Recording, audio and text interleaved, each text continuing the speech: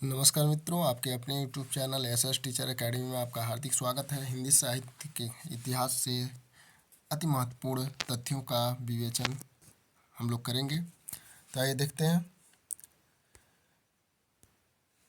Doctor Lakshmi सागर वार्ष्णेय ने ताशी के ग्रंथ में उल्लिखित कवियों एवं लेखकों से संबंधित विवरण का हिंदी में अनुवाद किया, जो सन 1952 में हिंदुई साहित्य का इतिहास नाम से प्रकाशित हुआ। कब हुआ? 1952 में हुआ। और किस नाम से हुआ? हिंदुई साहित्य का इतिहास नाम से हुआ। ठीक है, ये किसके ग्रंथ का है? तो गासा दत्तासी के ग्रंथ का इन्होंने अनुवाद किया। अगला, डॉक्टर किशोरीलाल गुप्त ने डॉक्टर क्रिएशन कृत the modern vernacular literature of Hindustan का हिंदी में अनुवाद किया। ठीक है दोस्तों, कब किया और कब वो प्रकाशित हुआ? तो 1957 ईस्वी में प्रकाशित हुआ। उस ग्रंथ का क्या नाम था? आप लोग कमेंट करके अवश्य बताएं। मौलवी करीमुद्दीन तज़किरा ई शुअराई हिंदी नामक इतिहास ग्रंथ के रचनाकार हैं। ठीक है, तज़किरा ई शुअराई हिंदी नामक इतिहास ग्रंथ के रचनाकार हैं। ताशी के पश्चात मौलवी करीमुद्दीन ने तज़किरा ई शुअराई हिंदी नामक इतिहास ग्रंथ लिखा, जो सन 1848 ईस्वी में प्रकाशित हुआ। कब प्रकाशित हुआ? 1848 ईस्वी में प्रकाशित हुआ।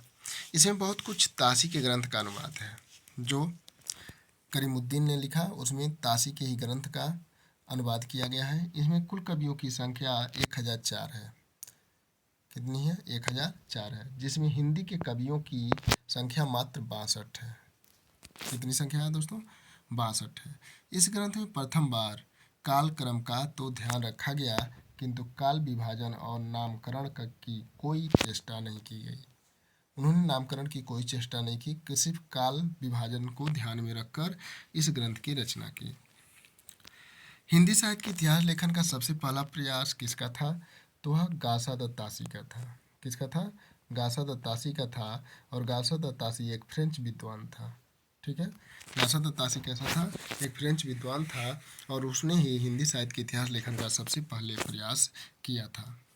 गासा दत्तासी के इतिहास ग्रंथ की विशेषता देखिए। गासा दत्तासी के इतिहास ग्रंथ की विशेषता जो है वह हिंदी और उर्दू के अनेक कवियों का वर्ण क्रमानुसार विवरण उन्होंने प्रस्तुत किया।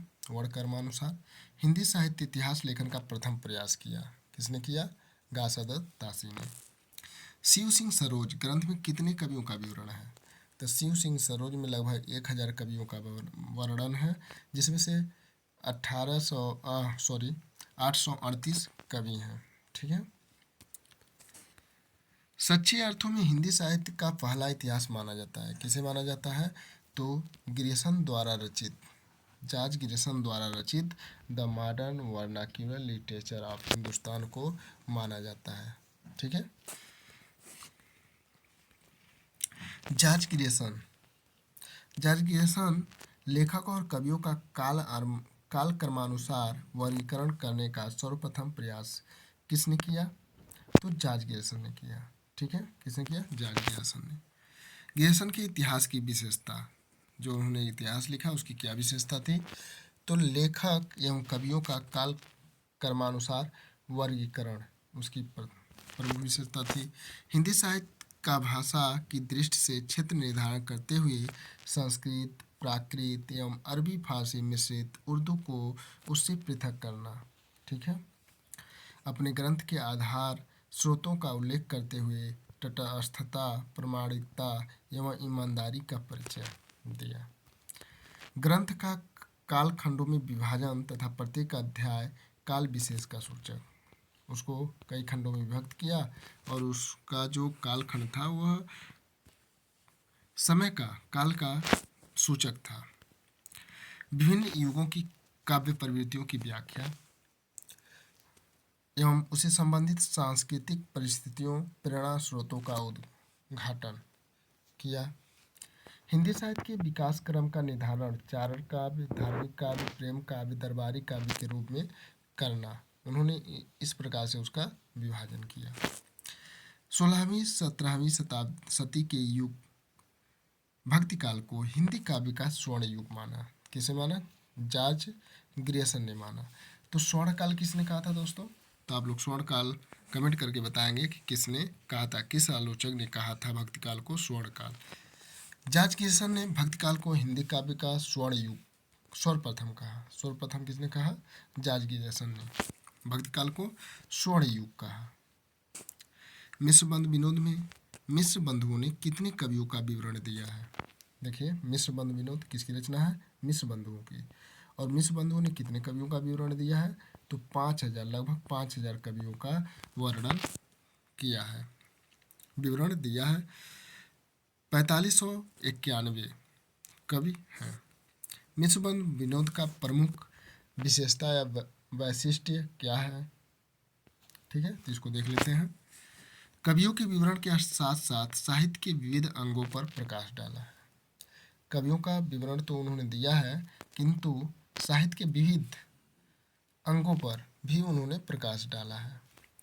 अनेक अज्ञात कवियों के साहित्यिक महत्व को स्पष्ट करने का प्रयास किया। जिसे कोई नहीं जानता था, उन्हें भी मिश्र बंधुओं ने उनके साहित्यिक महत्व को दर्शाने का काम किया है, बताने का कार्य किया है। कवियों का सापेक्षिक महत्व निर्धारित करने हेतु उनकी श्रेणियां बनाना। ठीक है, उनकी श्रेणियां बनाना। आचार्य रामचंद्र शुक्ल ने हिंदी साहित्य को जनता की चित्तवृत्ति का संचित प्रतिबिंब कहा है। ठीक है, साहित्य को जनता की चित्तवृत्ति का संचित प्रतिबिंब कहा है। किसने कहा है? तो आचार्य रामचंद्र शुक्ल ने कहा है। आचार्य रामचंद्र शुक्ल ने पूरे भक्तिकाल को 4 भागों या शाखाओं में बांटकर उसे शुद्ध दार्शनिक एवं धार्मिक आधार पर प्रतिष्ठित सर्वप्रथम कार्य करने का कार्य किया आचार्य रामचंद्र शुक्ल ने। आचार्य रामचंद्र शुक्ल ने भक्ति काल को दार्शनिक एवं धार्मिक आधार पर 4 भागों में विभक्त किया। कितने भागों में विभक्त किया? तो 4 भागों में विभक्त किया। किसके आधार पर? दार्शनिक एवं धार्मिक आधार पर। ठीक है, पहला निर्गुण शाखा। निर्गुण शाखा में 2 भागों में बांटा, प्रेमाश्रयी शाखा और ज्ञानाश्रयी शाखा। उसके बाद दूसरा जो है निर्गुण धारा के बाद सगुण धारा। तो सगुण धारा को भी उन्होंने 2 भागों में बांट दिया, राम भक्ति शाखा व केशव भक्ति शाखा। तो आचार्य रामचंद्र शुक्ल के इतिहास की प्रमुख विशेषता देखिए, कवियों और साहित्यकारों के जीवन चरित्र संबंधित इतिवृत्त के स्थान पर उनकी रचनाओं का साहित्यिक मूल्यांकन करना इन्होंने किया। साहित्यिक मूल्यांकन किया। निर्गुण धारा जो ज्ञानाश्रयी शाखा और प्रेमाश्रयी शाखा। सगुण धारा, इसको अभी ऊपर आप देख चुके हैं। आचार्य रामचंद्र शुक्ल के इतिहास की प्रमुख विशेषता है कवियों और साहित्यकारों, ये भी हो चुका है। यहाँ देखिए, आचार्य रामचंद्र शुक्ल ने केशव दास को अलंकारवादी परिवर्तित रीत काव्यों को रसवादी घोषित किया तथा केशव की जगह चिंतामणि को रीति परंपरा का प्रवर्तक माना। रीति परंपरा, रीति काल का प्रवर्तक चिंतामणि को माना। किसने माना? आचार्य रामचंद्र शुक्ल ने। किसके स्थान पर? केशव दास के स्थान पर।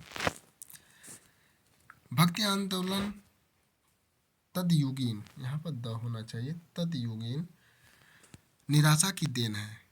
संत मत इस्लाम के एक ईश्वरवाद के प्रभाव सूचक है। यह इस्लामवाद के प्रभाव के कारण ऐसा कहा गया। प्रेमाख्यानक परंपरा सूफी से अनुकृत है। आदि मत किसके हैं? तो यह आचार्य रामचंद्र शुक्ल के हैं, जो उन्होंने माना कि भक्ति आंदोलन उस समय निराशा की देन है। यह इस्लाम के एक ईश्वरवाद के प्रभाव सूचक हैं। तो यह किसने कहा? आचार्य रामचंद्र शुक्ल ने कहा। आचार्य रामचंद्र शुक्ल के इतिहास दर्शन का प्रमुख दोष है। क्या है प्रमुख दोष? तो साहित्यिक परंपराओं और प्रवृत्तियों के निर्माण में पूर्व परंपरा की उपेक्षा। जो पूर्व परंपरा थी उसकी उन्होंने उपेक्षा की, उसे नहीं माना। साहित्यिक परंपराओं और प्रवृत्तियों को युग विशेष की चित्तवृत्ति के प्रतिबिंब के रूप में किसने ग्रहण किया? तो यह आचार्य रामचंद्र शुक्ल ने किया। साहित्यिक प्रवृत्तियों एवं परंपराओं के निर्माण में किसने परंपरा का महत्व प्रतिष्ठित किया? किसने किया? तो वह आचार्य हजारी प्रसाद द्विवेदी ने किया। निर्गुण प्रेम मार्गी सूफी शाखा निर्गुण ज्ञानाश्रयी शाखा के स्थान पर प्रेम काव्य संत काव्य नाम का प्रयोग किसने किया? तो यह राम कुमार वर्मा ने किया। संत काव्य का नाम का प्रयोग किसने किया? तो राम कुमार वर्मा ने किया। डॉक्टर धीरेन्द्र वर्मा ने हिंदी साहित्य नामक ग्रंथ का संपादन किया। किसका किया? हिंदी साहित्य नामक ग्रंथ का संपादन किया। इसमें संपूर्ण हिंदी साहित्य को 3 कालों आदिकाल, मध्यकाल और आधुनिक काल में विभक्त किया। किसने किया? धीरेन्द्र वर्मा ने आदिकाल, मध्यकाल और आधुनिक काल में विभक्त किया। रासो काव्य परंपरा जैसी नई काव्य परंपरा को स्थापित करने का कार्य धीरेन्द्र वर्मा जी ने किया। ठीक है दोस्तों, वीडियो अच्छा लगता है तो लाइक कीजिए और अपने दोस्तों के साथ शेयर अवश्य कीजिए। चैनल पर नए हैं तो चैनल को सब्सक्राइब कीजिए।